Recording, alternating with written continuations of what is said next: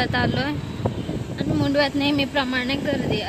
आता आम्ही पोहोचलेलो आहे मंदिरापाशी.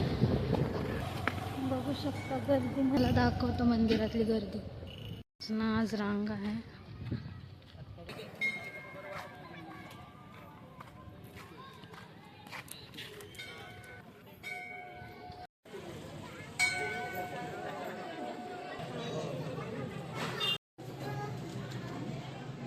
चला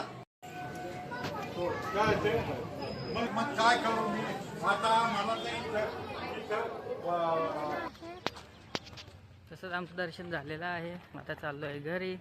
तर हा शॉर्ट व्हिडिओ कसा वाटला नक्की सांगा. लाईक शेअर सबस्क्राईब करायला विसरू नका.